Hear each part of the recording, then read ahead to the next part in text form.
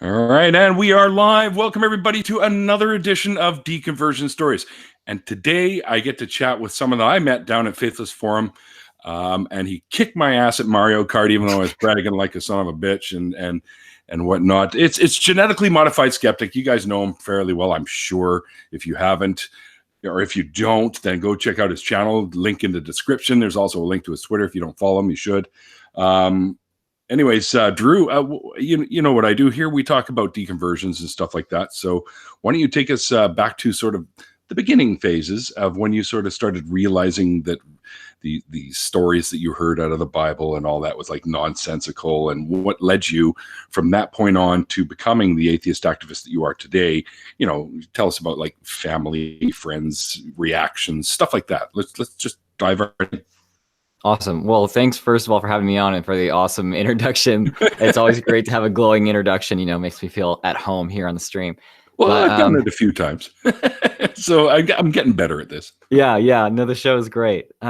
So for anyone who doesn't know, I was raised evangelical. I was very much fundamentalist. I was an independent fundamental Baptist. For those who have heard of the NIFB, I was not NIFB. That's the new independent fundamental Baptist, because what I was raised in wasn't insane enough, apparently. Wasn't bigoted enough is probably the best way to put it. Like, you know, we thought that all these things that are just totally normal things about human beings, like, you know, liking the same sex, we thought that's an abomination, but, you know, we're not going to like literally kill you for it, like the NIFB might think. But yeah, so I was raised that way, all the fundamentalist beliefs that go along with that, creationism, that kind of thing. And a lot of people think, oh yeah, what was it like being a 12-year-old skeptical, questioning Drew? And it's like, I wasn't that person. I wasn't the skeptical, questioning 12-year-old that was like, oh, my parents are so full of it. You know, no, that wasn't me. I totally believed all of it. I bought all of it. I was excited to devote my entire life to Christ, all that kind of thing. And it really wasn't until I got to college and was a decent way through college that I had any questions arise at all. I had always been very much into science, but that meant that my parents knew I liked science and fed me a lot of things that were things that like Ken Ham and especially Kent Hovind had produced. Brother. I had consumed all of the content from Kent Hovind by the time I was about 15. And I mean, I'm talking, I could probably recite his entire speeches, like hour-long type things, and all of his jokes. And I like, you know, recycled his material. I think the thing that really kicked off, made the first domino of many start falling, was when I took an astronomy class, and that was in sophomore year of college. And it's a Christian university, so this was a Christian professor. I think that my final paper actually was how to reconcile the Christian faith with what you've learned in the astronomy class, which is a little bit telling, right? Yeah. Yeah, because a lot of people that came in were creationists and their faith was shaken. I've actually met another person that became an atheist, having their first domino tipped by that class as well. They found me through my channel a few months ago, so that was cool. But you get a lot of that, by the way? Like people from my college, or just coming to your channel and saying, holy cow, man, you opened up my eyes, that kind of thing. Yeah, I get that a good bit. I always wonder, like, well, sometimes people say, "Oh, you're like the person who made me start thinking," or something. Yeah. And I'm like, I value skepticism and critical thinking and free thought, like to the point where someone says, "Oh, you know, you were the influence," and I'm like, "Whoa, watch out, man!" Like. You know, fans will say good things. I mean, I'm sure you've gotten this too, Neil. Like fans will say such great things about the show and like, oh, you know, you've done so much for me. And you're like, I'm glad to hear that. But at the same time, it's not all me. You know, I have help. I'm not like in any way like perfect or better than anybody else. It's just like, I'm glad I could be a good influence. And that's it. You know, that's all I want. Yeah, exactly. Yeah. And so really, this astronomy class was taught from a really very much bold and unbiased perspective inside this Christian university. And by that, I mean, like, we just didn't gloss over anything. We didn't leave things out. We learned within the first couple of weeks why, yeah, the Earth is not 6,000 years old. We can show by several different means that the Earth is billions of years old. Even life has been here for billions of years. Yep. And yeah, it's kind of funny because this is a particle physicist and kind of a astronomy enthusiast teaching the class, and so we talked about like radiometric decay and things like that. So it's like you can just look at certain elements and the way that they decay and be like, it looks like these have probably been around for millions, if not billions of years, just by mathematically how we can show like how they decay. Like they'd have to be around for billions of years to be in the state that they're actually in. And then we learned about how the universe can be essentially observed to be expanding, how light can be shown to be actually shifting toward the red end of the spectrum, which shows that like light moves at a constant speed. If you see that light waves are basically stretching out by certain measurements, you can see that like that light source is going away from you, and by the different wavelengths and by the speed of things going away from you, you can tell how far away they are. And because the light speed is constant, you know how long it took to get to you. And essentially the evidence just became extraordinarily overwhelming that the Earth was not only old, but the universe was old, and much older than 6,000 years. Not like, oh, older than 6,000 years, so like 10,000 years, right? Like some creationists taught me. Yeah, more like 13.8 billion years. And you could actually trace things back to a certain point where it seemed that everything that we can even observe came from a point of infinite mass and density called a singularity. And so that really threw a wrench in the works of my creationist mind, because I was a creationist. I believe these things, but I also was very much enthusiastic about science and learning, and what I learned didn't mesh with my beliefs, and I certainly couldn't deny what I had learned. And just the very simple processes of reasoning that we could, and these tools that we could use to like show that creationism had it wrong, at least in like this astronomical or this cosmological sense, that things were old. So that was the very first domino to fall. Now it'd be over a year until another domino fell. Really? That long? Yeah, because essentially I wrote my final paper about reconciling my faith and my knowledge about the origins of light and how that changed things for me. And basically in that paper I was like, yeah, like now I think that I accept science, and I laid out what I came to accept. And the teacher was like, yeah, these are the basics. And I rejected in that paper day age creationism, which is like, oh, God said on day one that this and this happens, and it was that way for a couple billion years, and basically each day represents a longer age. Rather than being like 6 literal days or 7 literal days that God worked, like creationists think. So I rejected that within the paper for a few different reasons. And I ended up saying in my conclusion that I just couldn't reconcile it. And so the only honest conclusion for me was that I just didn't understand it. Like I said, I still believed it, but I just didn't know what the correct interpretation of Genesis was. I just didn't get it. However, being honest, in that paper, that didn't make me not believe. It just made me not understand God as much as I thought that I did. Actually, going back and reading that paper, I'm very proud of the intellectual honesty that I think I displayed in there. Like, I think a lot of people look back and like, oh man, I was such an idiot. And I get that. I definitely have felt that, but that's not one of the occasions where I felt that, right? Looking back on myself. So a year goes by and I'm in my senior year. I did summer semesters, so that time elapsed kind of quickly. Sophomore year to senior year was only about a year and a half. And so at the end of my senior year, and I take a class, which was actually a dual credit class, undergrad and graduate level, so master's level, human sexuality.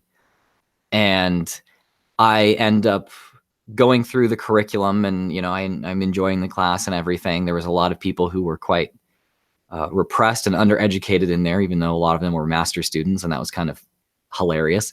And I noticed that we were skipping over a chapter in our curriculum, And Oh, really? I was the kid in school that if I enjoyed the subject, I wouldn't just like, oh, well, I'm only going to study what's in the curriculum. I would just read the whole book and I would enjoy it. It would just become like, it was even more fun to read the parts we weren't reading just because of time or whatever.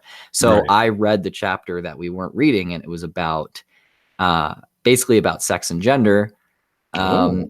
And sex not in the act, but sex as in like the biological state. And through that, I learned that there's a strong genetic component to homosexuality. What? We weren't taught that. And by that point, I had already learned about statistics and research methods and how these things are researched and like what makes a good method scientifically. Mhm. And when you're doing experiments, and I looked at the actual experiments and the actual genetic studies that were discussed in the chapter of that book, and I was like, oh my Holy God. shit. Yeah, this is actually really rigorous. And this goes back to the 1970s. People have been figuring this out. And the Diagnostic and Statistical Manual took out homosexuality as a mental illness because it doesn't affect your normative functioning. That's right. Yeah. What? Why aren't we being taught this? I don't know what to do.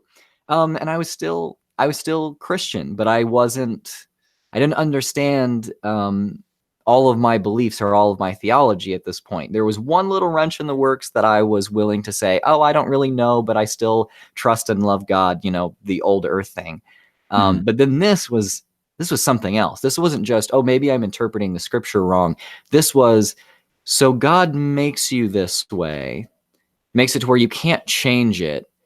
It doesn't actually affect you in any negative way, affect anyone else any negative way.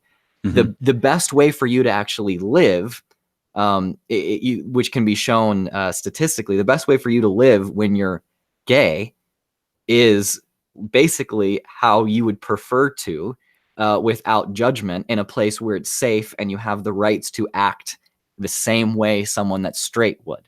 Like have all this. Yep. Yeah. And I was like, so God made this world to where gay people are this way, they can't change, and his commandment for them is for them to live in like demonstrable misery as Mhm. compared to straight people. That's not fair. That doesn't make any sense. No, Yeah. that's not No, cool. not at And all. so then I had like this moral dilemma where I didn't understand God's nature and intent. It was far beyond just this like scientific issue. Mhm. And that started to get some questions rolling, although I was still at the point where I just wouldn't openly question anything. It was more like a question would pop up and I'd like, no. I don't want to do this. And God must work in mysterious ways. sure. And you've heard this plenty of times on your show, that oh, I have questions, but not right now. It's just too scary. I don't know about this. Well, yeah, because you don't And really. A lot of times, I hear that they don't really know who to talk to about this sort of thing, or yeah. who to ask, or because everyone in their immediate surroundings, family, friends, are a lot of times as religious as they are. So Yeah. I definitely did not have anyone to talk to at all. And I was scared to even acknowledge these questions myself. So there was Mhm. no way I'd even let them out of my mind. There's no way I would speak these questions in words whatsoever. So sure as hell wasn't going to be speaking to anyone else. Really, that it just, I've realized in going over this story that it's like a domino falls and this large amount of time passes. And then another domino falls and a large but smaller Mhm. amount of time passes. And then they just get like smaller, like logarithmically smaller, Mhm. until I got to the point where I was raising like 1,000 questions within like 3 days. And I was just like I remember around this time, a couple months after this kind of moral dilemma came up because of the homosexuality thing, anytime I like took a shower or was getting ready in the morning or driving, just if I didn't have something like playing in my ears, all I could think about were all of the questions I had, which had arisen from interpretation issues and moral issues, and they just wouldn't leave me the hell alone. Wow. So eventually I got to the point where I was just like, I feel like there's voices in my head. Like I can't even function anymore without just addressing these. Mhm. And finally, I'm really glad this thought came into my head. It was, if the truth is out there, it's going to withstand scrutiny. And if this is the most, like, if Christianity, or this version of Christianity or whatever, is this the most perfect moral and perfect moral system with this great amount of truth behind it, I should be able to discover that from every avenue. Like, every line of evidence that I could possibly follow should proclaim the glory of God, basically. Right. So it shouldn't be a problem to figure this out, to explore this. It shouldn't be blasphemous to explore this. I'm just trying to understand God's nature better. Isn't that good? And yeah, you would think. I thought, yeah, like, that's a good thing, right? But I'm not going to tell anyone, because no one else is going to consider that. I eventually... They're going to stone you, Drew. They're going to stone you. Right, exactly. It was like, I knew in the back of my head that if I said, well, I have a lot of these questions, a lot of doubts, and I'm just exploring that right now to figure out what the truth is, I knew that everyone would be like, oh yeah, Drew, that's great. I'm glad you're asking questions. Because we were at a sciencey school. We're at a STEM school that happened like to be also Christian. Mhm. And so everyone's like, yeah, questions and science, like, it's all great. But then they would say, like I used to tell everyone, it's okay to have doubts as long as you explore them and you come back to God. It's fine. Doubts are fine as long as you don't actually doubt for very long. Like, Doubt so I will knew... lead you right to hell, buddy. Yeah, I knew everyone was going to say that to me. And later on, when I started expressing some of my doubts, people said that verbatim to me, and I was like, okay, I'm glad that I didn't actually say anything to anyone. But in exploring these ideas, I thought, something that really bugs me is that people apparently were supposed to find salvation without having all of the Christian privileges that I had.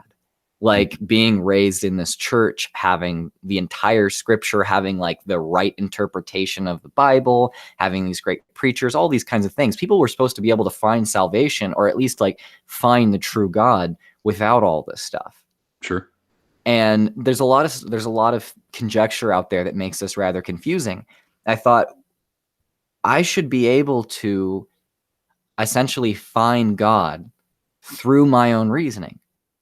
Like, through reasoning alone. I shouldn't have to rely on all these things that are like privileges, the access to information, to be able to figure this out. Because ultimately, God wouldn't be fair if he didn't make it so easy to find him that anyone with any level of access to any information, like, couldn't find him. So I decided to go on a 4-month media blackout. Now, I didn't decide on the 4 months. I just decided I'm not going to consume anything on faith, on religion, on Christianity, on scriptural interpretation, on science, anything that could affect my decision, until I get to a point where I feel like I'm not just being bombarded within my own head all the time.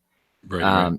And this wasn't a resolve to never consult any sources. First of all, you had to remember that I had grown up super like in the specific understanding of the Bible. I was super biblically literate. I mean, I competed with like adults in scripture memorization and in understanding like the metaphorical representations and meanings and lessons within all these Bible stories.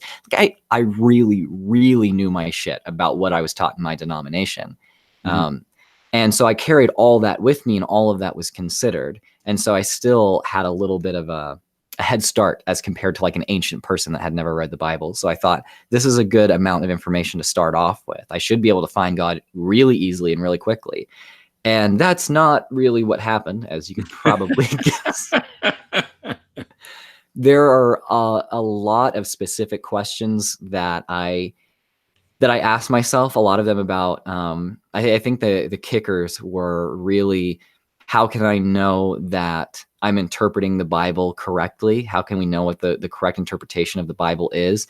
And how can we interact with, test, or measure reliably anything about the supernatural at all?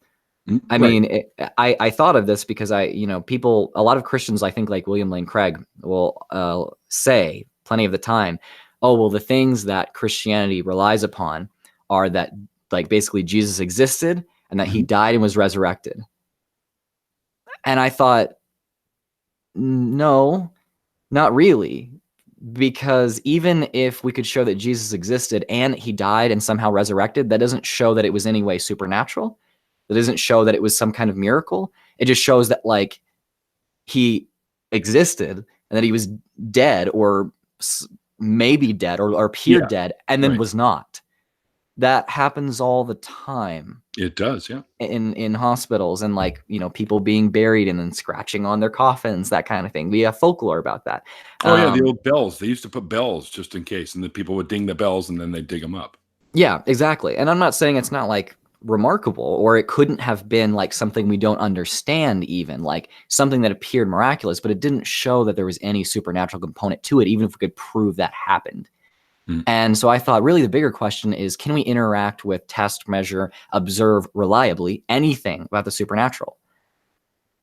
And no matter what I did, no matter what questions I posed or the ways I tried to think about it, wanting to be a Christian, wanting to interact with the supernatural, I couldn't do it.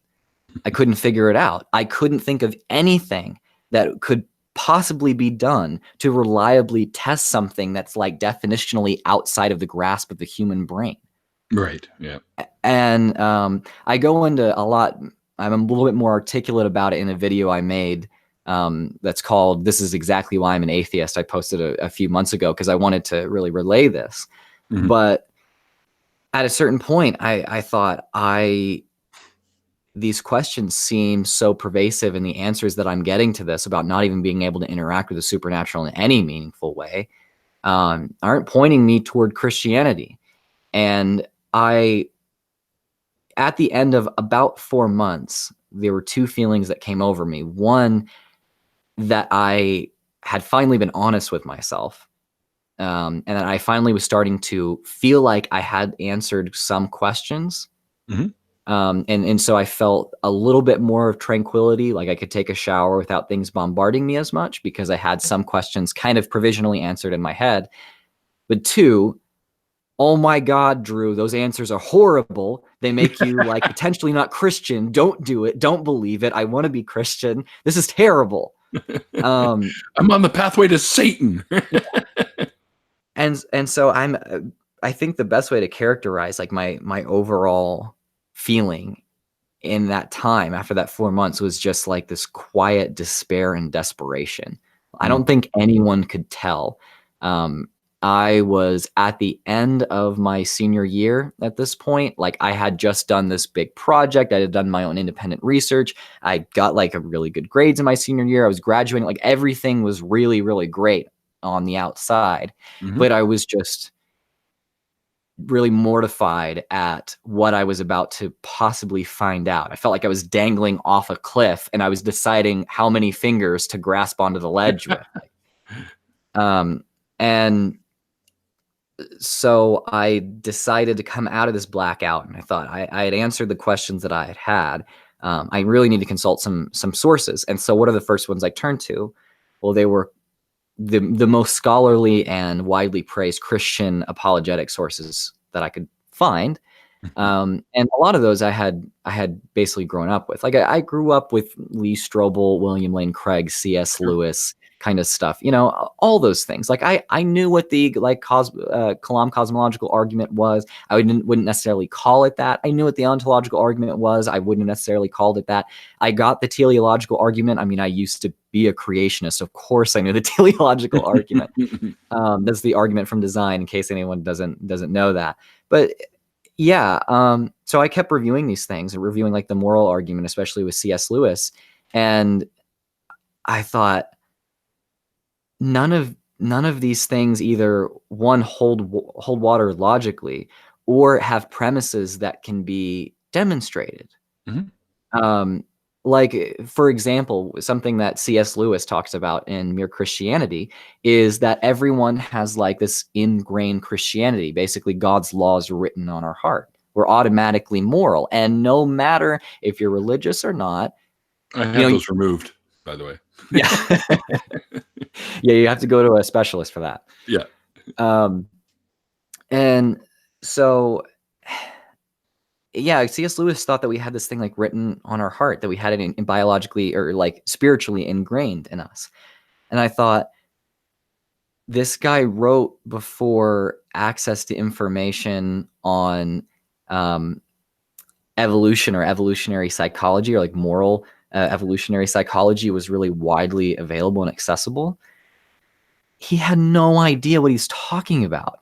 Like, he's like, there basically, I think there's a line in Mere Christianity. I want to figure out exactly what this is because it'd be useful for this instance. But he's like, there's just no other explanation. I'm like, what? Are you kidding me? Way to limit yourself. Yeah, it's like, no. I mean, you can actually observe moral behaviors in animals that don't have souls, and the soul is apparently the vessel in which we carry our moral being. Like, no, that makes no sense. And we can observe social species acting and their morals changing based upon their populations, the amount of resources they have. Like, yeah, the natural world affects morality, and morality affects the natural world. Morality is an evolved trait. Yeah, it's fluid. Morality seems to be fluid all throughout history.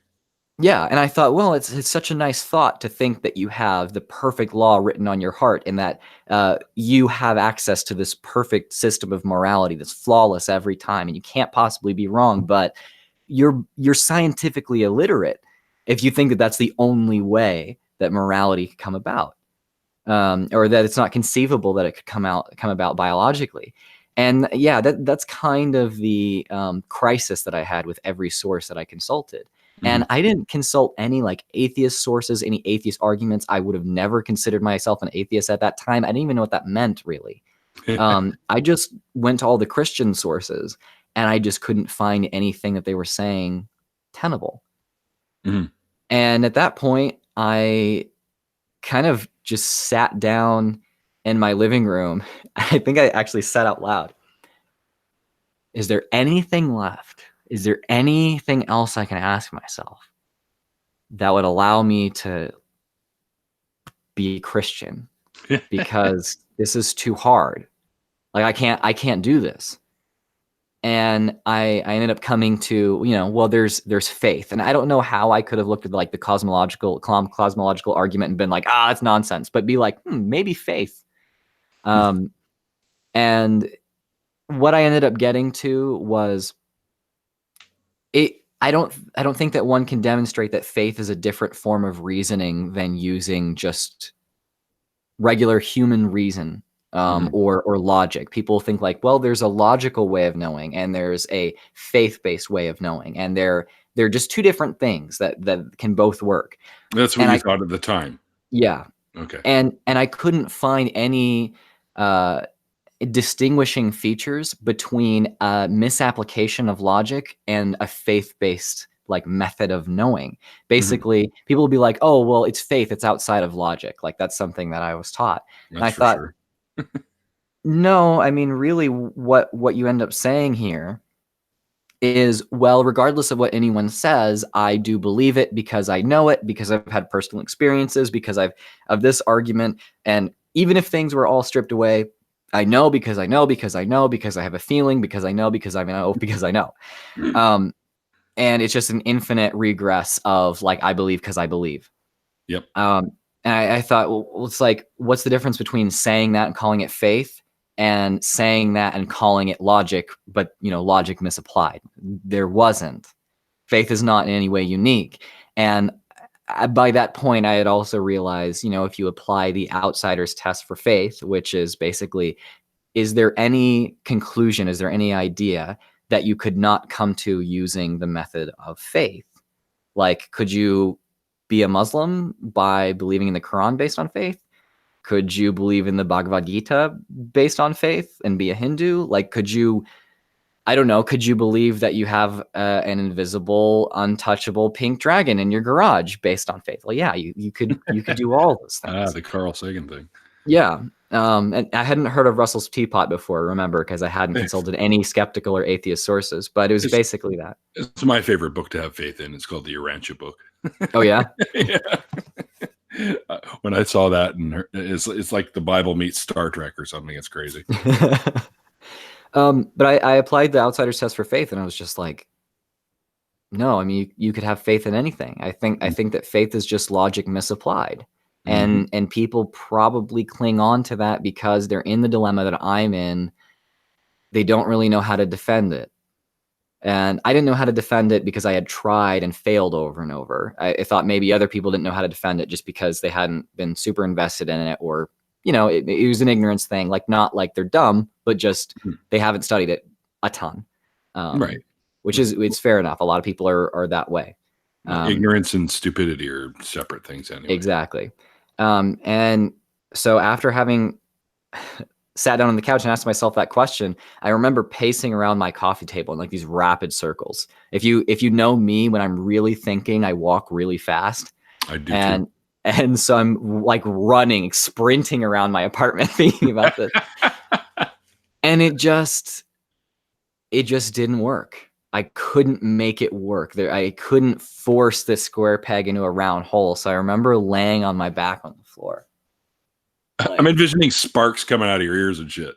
Yeah, and it was after months of just nonstop thought. I was tired, and at this point I was mentally exhausted, and then I was to the point where I was like emotionally getting extremely like overstimulated because I was thinking, oh my God, all this nihilism that I was told that everyone's going to fall into if they don't accept Christ, like that's going to happen to me. I don't know what to do.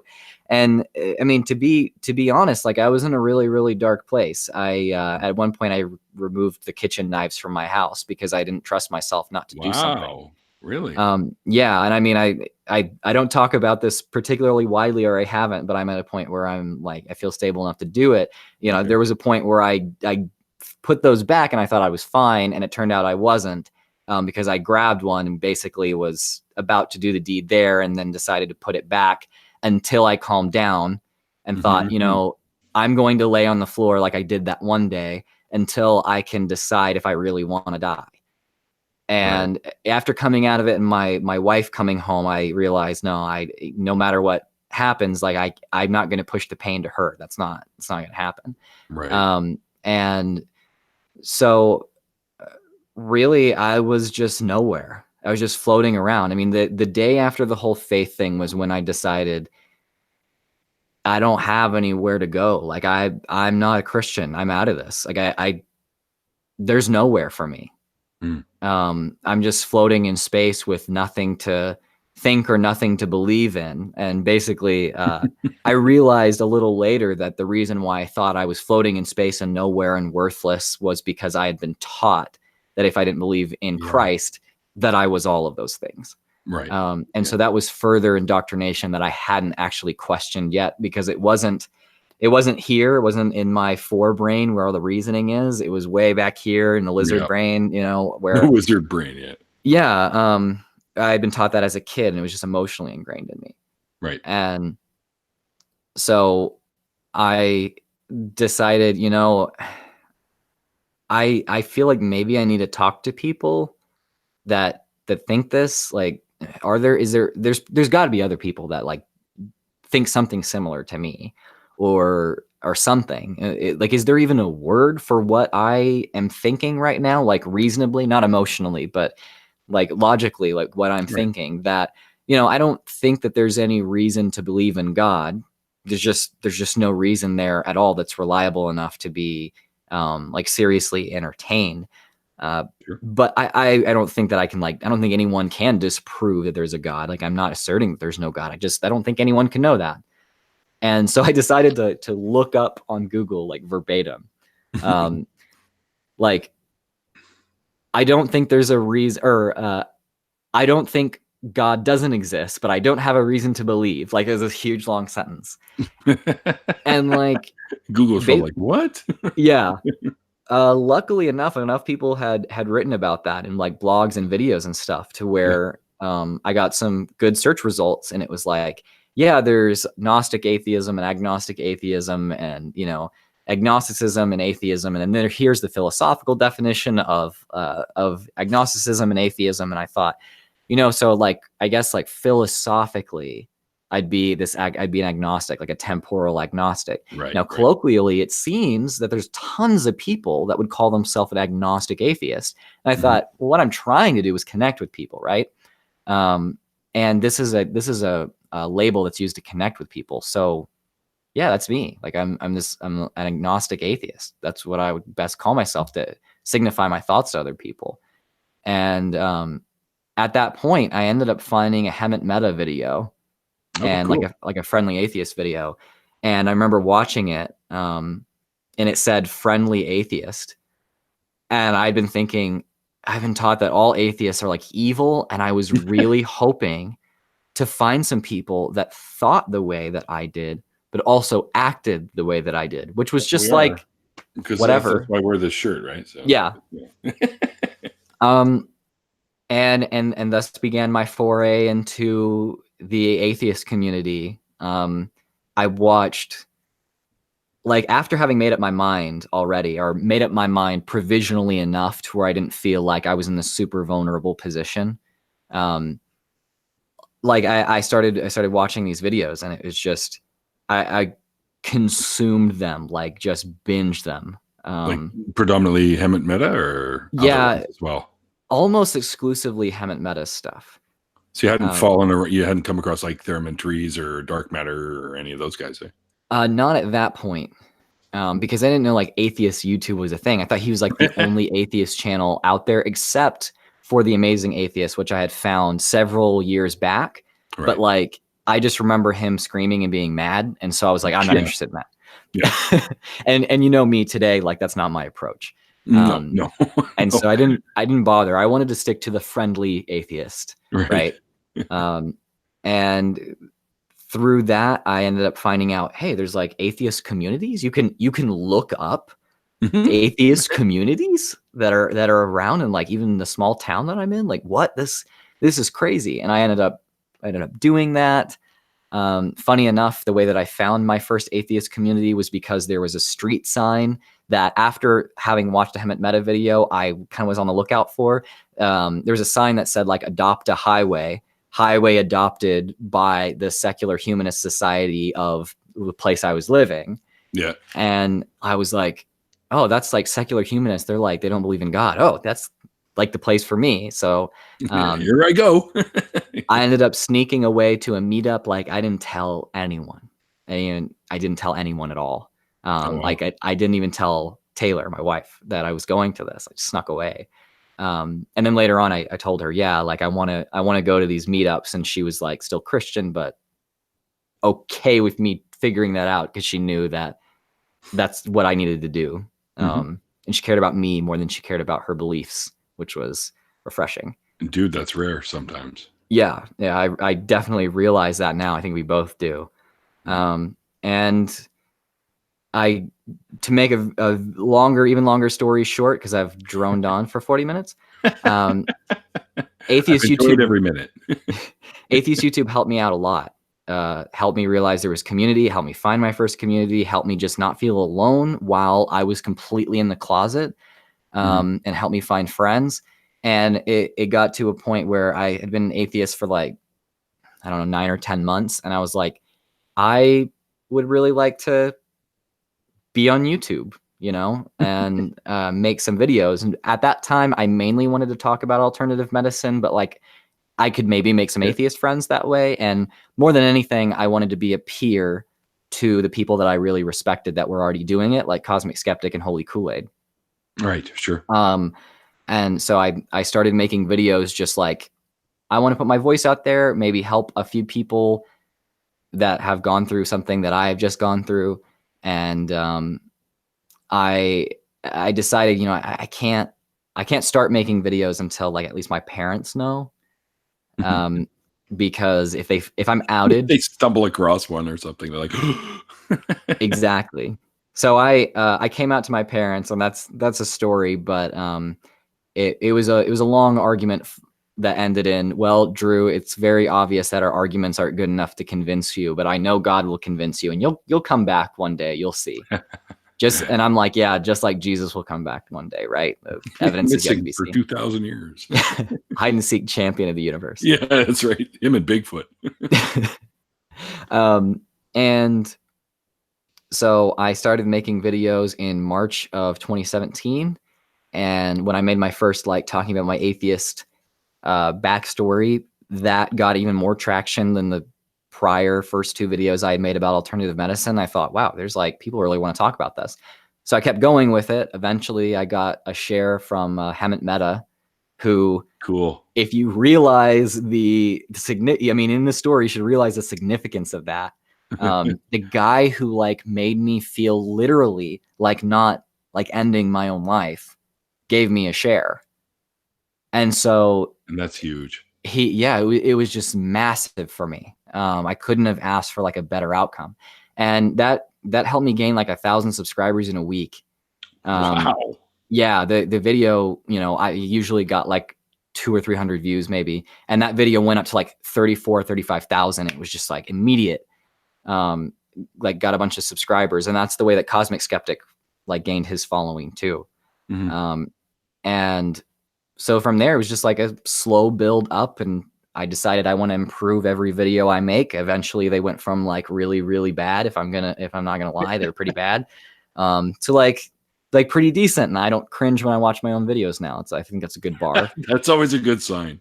And yeah, so now if anyone doesn't know, I do atheist activism full time, and my goals are exactly the same as they were from when I first started, which is just, there are people out there who have gone through like the not maybe quite closest thing you can get to hell on earth, but this pretty like For some, pain intensive, and yeah, they can go through the suffering because of this transition and finding meaning and finding community and just being afraid because everyone might shun me, you know? Right. And I want to reach out to those people and make them realize, hey, like, regardless of what you think, whether you're religious or not, being thrown out of your community, being made to feel lesser, that's bullshit. That's not okay. It's horrible. Yeah. And so I'm an atheist, so I can most easily like reach out from my perspective and find other people that are of a similar perspective and help them feel at home and safe and have a place where they can just talk about this stuff. And like that's exactly what you do with your show. I was just going to say, that's why I do what I do, also in the hopes that some people might find some solace or help through this sort of thing, right? And I make arguments and stuff like that on my videos, and cool. It would be great if some people change their minds, but ultimately that's so much less important to me than people finding my videos and going from the point where they're having to remove kitchen knives from their apartments and getting to the point where they're like, oh yeah, like, you know, I'm an atheist. It's cool. We go and have some beers sometimes and talk about stuff at my local meetup, and it's just me. Doesn't really have to be a big thing.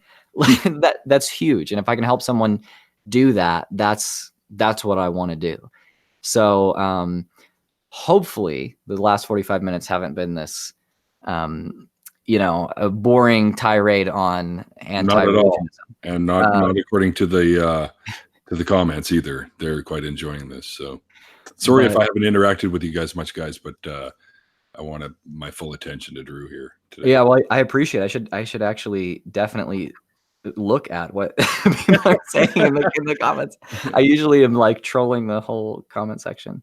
Oh, Shannon said Drew's okay sometimes, or I guess Drew's okay sometimes. So I guess Drew's okay. So I miss drinking with all you guys.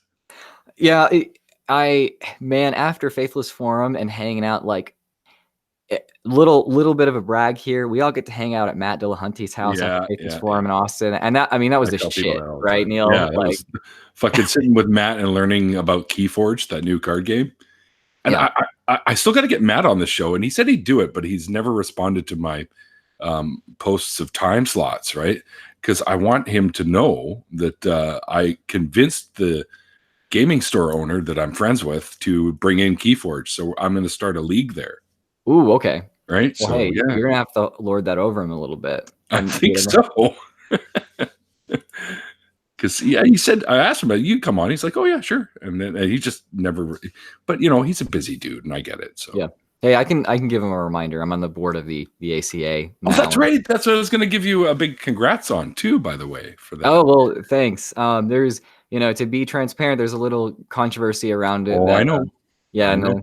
those that I don't really plan on addressing it too much because I think it's Silly. the accusations are pretty silly and vacuous. Yeah. But Vacuous is a great word. yeah, I was voted in by a pretty big majority, and people seem to be happy that I'm there, and I'm like, it's a huge privilege to serve on a board of an organization that has done so much for so many people, and Yes. like I've done all of the things that you and I are trying to do, and I mean they've been doing this for 20 years, so to be able to be on that board is like huge honor and privilege. Yeah, for sure. So that's my latest step, I think, in my activism. You just reminded me too. I got to get in touch with Vanderbreak about Yeah. because you remember when I was there, they were talking about adding my show to their roster. And I think once I get an improvement on my computer, it will be a lot better because I won't be like cutting out all the time, and I won't have to be in this SD format either. Because apparently, so the moment I plug in my HD camera, my computer goes, "What the fuck?" and that's it, right? So, well, to anyone who wants Neil's activism to be encouraged and push forward, I don't like if you have PayPal or Patreon links anywhere, then you should make them known right now. I'm giving you a no guilt opportunity to plug that. I don't have a Patreon. I do have a PayPal, but I don't have it set up to other than like e-transfery kind of things, right? But well, it sounds like, and people can agree or disagree, but I'm just going to give you fair warning. They're going to agree in the comment section that that Neil should definitely come out with a couple of ways to boost the quality of his production, because his hosting is good enough to where it deserves for you to not look like we're video chatting in 2006. Right. Like the old Skype. Yeah. Yeah, I don't know. I've always been so self-supportive. And everything that I do, I generally can handle on my own. But a new computer that's good enough to do better than what I've got here is a little costly and a little out of my price range. I mean, I could probably do it, but I'd probably be on Mr. Noodles for 2 months. So, so I don't know. I could start. And you're not the first to bug me about starting a Patreon.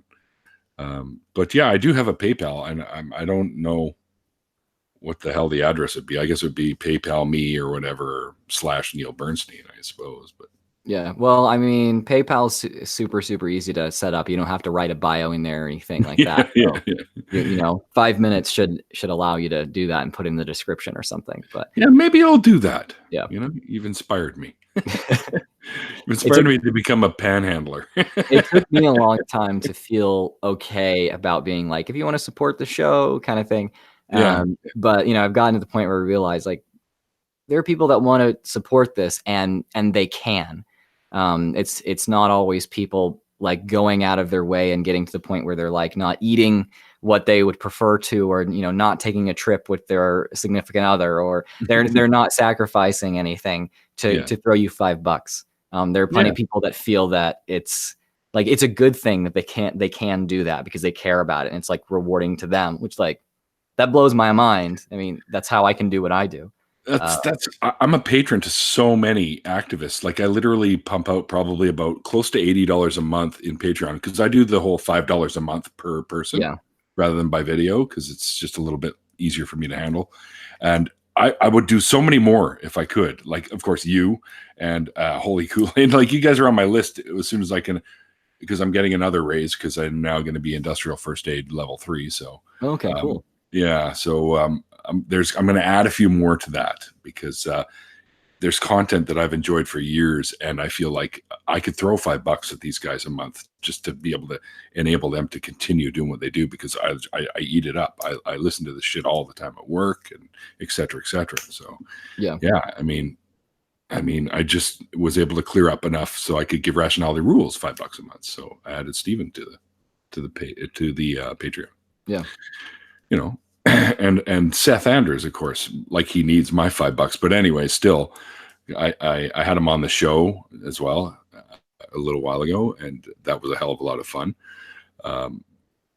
But what I want to do now here, Drew, before, because I kind of just want to push this whole Patreon thing aside. I'll figure it out and I'll get something going. Sure. I'm a little, I don't know, call me humble. I don't know what it is, but I was always just raised to fend for yourself, I suppose. But anyway, let's talk a little bit about this upcoming Faithless Forum. Upcoming Faithless Forum. Yeah, the one that's going to be in 2020. Right. Or no, 2019, sorry. No, it would be in 2020 because we had our 2019. Right. So we're in the early stages right now. You know, it's me talking to venues and Thomas talking about, like, you know, Thomas and Owen and I all talking about basically how some of the basic programming is going to run and how many people we're going to allow in. Really, what the details I'll let leak right now is that based on our waiting list at the last Faithless Forum, which was like huge, which was like more than double the amount of tickets we sold. So this, just to make this clear, this is what happened. We announced Faithless Forum. I didn't even announce it on my channel, and like Thomas didn't either until tickets had already been sold out. We had tickets selling for like 4.5, maybe 5 weeks with like very minimal advertising. And we checked one day to be like, okay, we need to check how many tickets we have so we can make those announcements. And it was like, shit, we're like all sold out. Oh my God. Like we oversold a little bit. And had to like make a couple more seats because we had already oversold by the time we checked to see if we had sold half our tickets yet. Right. And so we didn't really advertise much more. Apparently you didn't need to. So yeah, we didn't advertise for like a month and a half, 2 months out. And we just said, hey, there's a waiting list if you want to, you know, if someone bails and tells us, then the next person on the waiting list gets a ticket. And just by saying that a couple of times like on Twitter, things like that, when people asked us, I mean, yeah, there was like 300 people or something like that ended up getting on. It was just like, it was a scary high number. It was crazy. So that means without proper advertising, we could have easily tripled the people that were there. We were like, wow, there's a huge desire and need for this. So Faithless Forum 2020 is hoping to accommodate more than triple of the tickets that we sold, which means that this is going to be a pretty properly large convention if we're able to pull this off. Over 2 days too, I heard this time around. That's what we're throwing around. Yeah, because we had like 12 hours of programming, and we were like, I mean, everyone that was involved got to do like 2 or 3 things. And we wanted people to be involved like as much as possible. Because I mean, these are YouTubers. YouTubers don't just go, you know, I'll show up and you know, just tell me where you want me to be. I'm going to be here for 45 minutes and then I'm going to hang back and what, you know, it's like YouTubers don't act like it's a speaking engagement. YouTubers show up and they're like, all right, what am I going to do now? I got to get this content. I got to make this, you know, and so that's how we want people to be able to act. So if we do it for a little longer, then that's what we're going for and hoping for. We can enable that a little more, and so that people have more time to interact with the people that have been speaking to them in a one-sided conversation that so often feels two-sided, but actually isn't. You know what I mean? Yeah. And so yeah, that's Faithless Forum 2020. Awesome. Yeah, that's going to be fucking fantastic. And I'll tell you right now, I'll be there. I'm definitely getting it because I enjoyed the shit out of the VIP ticket last year because I got to hang out with everyone and eat and meet you guys. And well, which I'm sure I would have anyways, but still just the whole part about, because I ended up staying for the whole week. Right. So yeah, which was a lot of fun. Next year, I'm going to see if I can do 2 weeks and come and just hang out. And Jamie it was funny because Jamie was like, why didn't you tell me you didn't have a hotel or anything? Because I would go and book one every night. Right. And then he's like, so I was able to stay at his place for the last couple nights. But he says, yeah, next time, just fucking stay at my place. I'm like, all right, sweet. So yeah. And see, one of the big, I mean, not like this big debate kind of thing, but something we're trying to figure out exactly is, should it stay in Dallas or should it be in Austin? Because the great thing about it being in Austin is that we have the atheist community of Austin there, and we can basically make the programming go for days and days and days. Yeah. And it would be easy enough. People could have couches to sleep on, that kind of stuff. The issue is that a huge number of the people that showed up were not from Texas. Right. And if you know anything about the geography of Texas, Dallas is actually close enough to Arkansas, Louisiana, and Oklahoma to where you can drive in a day. Yeah. Austin is at least like 3 hours. 3 hours difference. Yeah. Yeah, and getting extension. If you're driving in, though, dude, you think about this for a sec. If you're driving in from somewhere anyways, what's an extra 3 hours? Yeah, and it's like I think that, but at the same time, we market to people who can't afford other conferences because our tickets aren't $250. Right. You know, they're for this last Faithless Forum, they were $20, and VIP was $50. And 50, like, yeah. you know, Well, like things may increase as like the conference gets larger and things like that, but we want to be affordable fundamentally, and part of that is location. And I don't want to make it to where people have to spend a significant amount more to get in because of gas, or from having a layover in like the second largest airport in North America, which is the Dallas-Fort Worth Airport, and then flying to Austin for an extra $100 because the Austin airport's super tiny and you pretty much always have to go through DFW anyway. And so that's the dilemma. So comment section, let me know what you think about that, whether you're coming to Faithless Forum or not. You know, it's a decision we have to make. So, and if you're not, guys, you really should, because I'll tell you right now, I missed the first year.